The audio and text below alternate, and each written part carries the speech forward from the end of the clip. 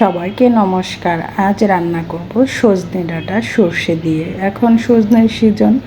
এখানে সর্ষে নিয়েছি আর কাঁচামরিচ। সর্ষে কাঁচামরিচ একসাথে বেটে নিলে তিতো ভাবটা লাগে না, তবে শিলপাটা মিহি করে সর্ষে বেটে নেওয়ার স্বাদই আলাদা। মিক্সচারের চেয়ে শিলপাটায় বেটে নিলে এর স্বাদটা দ্বিগুণ। চুলায় প্যান বসিয়ে দিয়েছি, পরিমাণ মতো তেল দিয়ে গোটা তেজপাতা, শুকনো মরিচ আর দিয়ে দিব মেথি ফোড়ন। মেথি ফোড়ন দিয়ে সজনে ডাঁটা খেতে কিন্তু দারুণ সুস্বাদু লাগে এবং সুন্দর একটা স্মেল আসে।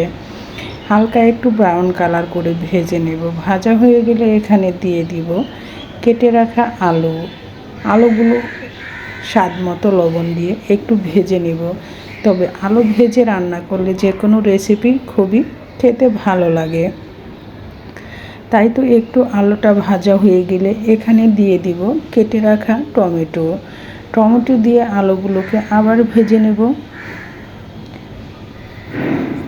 আলুগুলো হালকা ভাজা হয়ে গিয়েছে।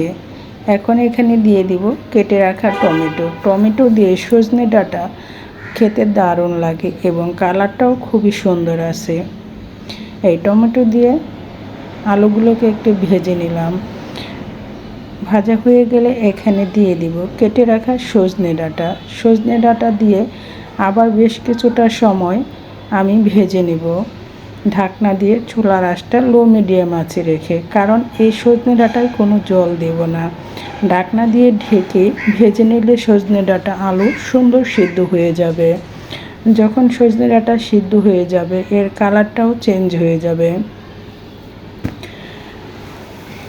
এভাবে নেড়ে চেড়ে ঢাকনা দিয়ে ঢেকে আমি 5 থেকে 6 মিনিটের মতো চুলার আঁচটা লো মিডিয়াম আঁচে রেখে ভেজে নেব।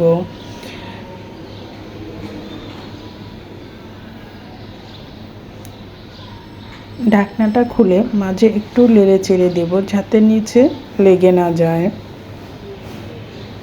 দেখতেই পাচ্ছ সজনে ডাঁটার কালারটা কিন্তু চেঞ্জ হয়ে গিয়েছে, কারণ সজনে ডাঁটা আর আলু সিদ্ধ হয়ে গিয়েছে।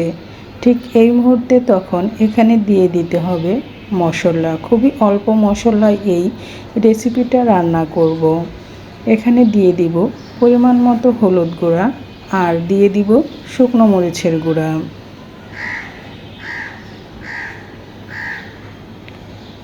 আমি ঢাকনাটা খুলে নিয়েছি।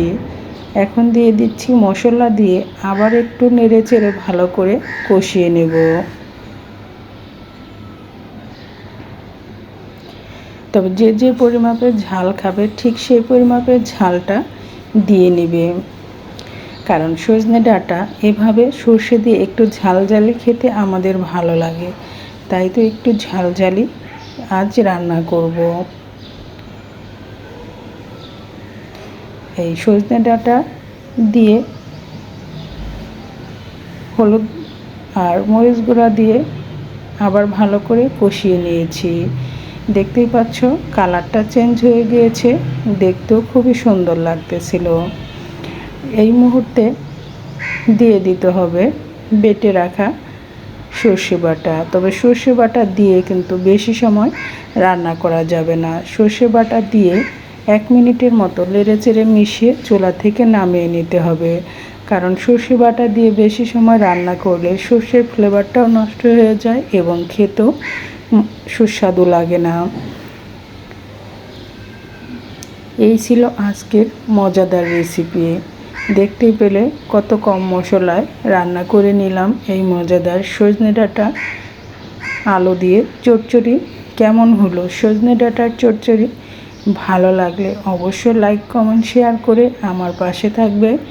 আর যারা এত সময় ধরে আমার ভিডিওটি দেখলে তাদের সবাইকে অনেক অনেক ধন্যবাদ।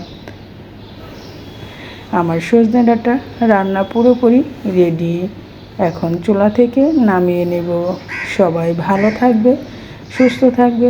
আবার দেখা হবে নতুন ভিডিও, নতুন রেসিপিতে।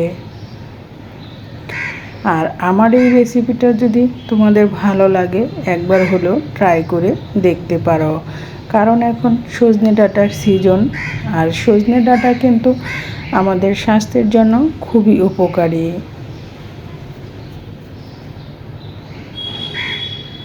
এই তো চুলা থেকে নামিয়ে নিলাম আজকের মতো।